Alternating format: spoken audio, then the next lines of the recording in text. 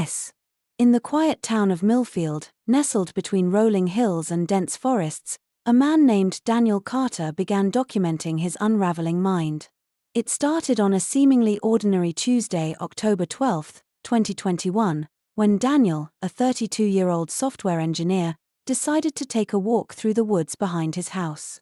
The air was crisp, the leaves crunching underfoot, and the sunlight filtered through the canopy in golden streaks. He had always found solace in nature, but that day, something was different.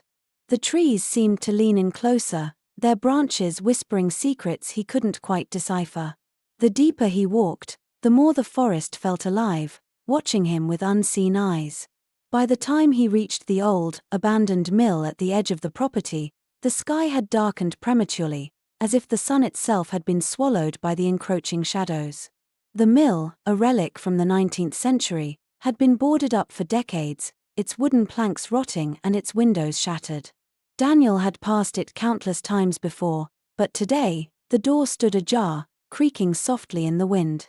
A cold draft seeped out, carrying with it the faint scent of damp earth and something else, something metallic, like old blood. Against his better judgment, he stepped inside.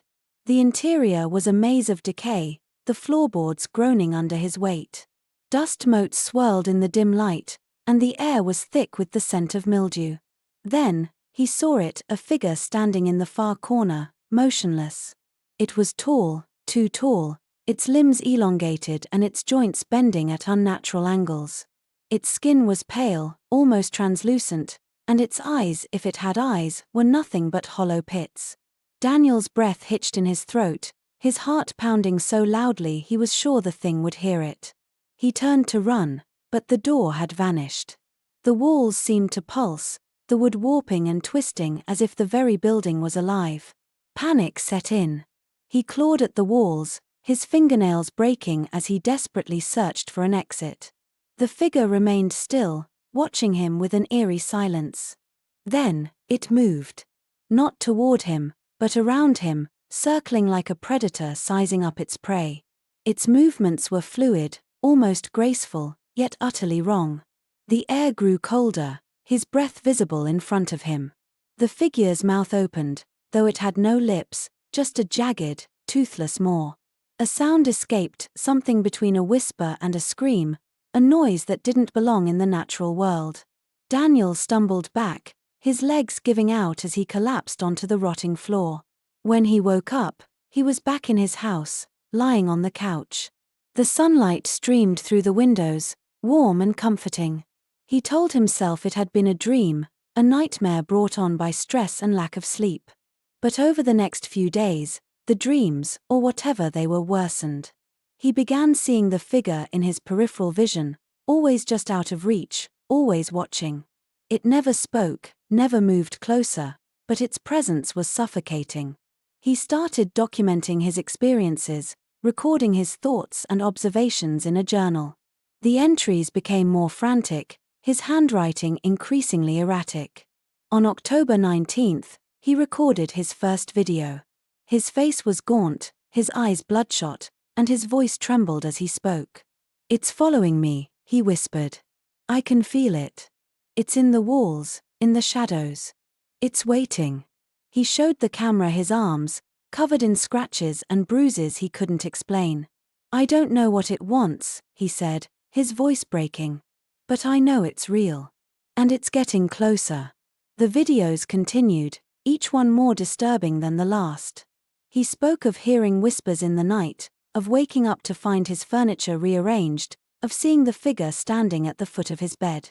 His sleep deprivation was evident, his speech slurred, his thoughts disjointed. He began to believe the entity was trying to communicate with him, that it wanted something from him. He tried to decipher its messages, scribbling symbols and equations in his journal, his mind spiraling into a labyrinth of paranoia and delusion. By November 3rd, he had stopped going to work. His apartment was a mess, cluttered with half-empty energy drinks, empty pill bottles, and stacks of notebooks filled with frantic scribbles. He recorded his final video on November 7th. His face was skeletal, his eyes sunken and wild. "It's here," he whispered, his voice barely audible. "It's inside me. I can feel it moving under my skin. It's taking over." The camera shook violently, the image distorting as if something was pressing against the lens. Then, the screen went black. The police found his apartment 2 days later. The door was locked from the inside, but there was no sign of Daniel. His journal lay open on the coffee table, the final entry dated November 7th. It read, "I see it now. It's not just in the walls. It's in everything. The air, the light, the darkness. It's everywhere. And it's me." The apartment was spotless, as if it had been scrubbed clean. The only trace of Daniel was a single, blood-stained fingerprints on the window, as if he had pressed his hand against the glass one last time before vanishing into the void. To this day, no one knows what happened to Daniel Carter. His family reported him missing, but the investigation yielded no leads. The woods behind his house were searched, the old mill was torn down, but nothing was found. Some say he simply disappeared, a victim of his own mind. Others whisper that he never left, that he's still out there, trapped in a world where the entity rules, where the walls breathe and the shadows whisper his name. If you enjoyed this story, please like and subscribe for more terrifying tales.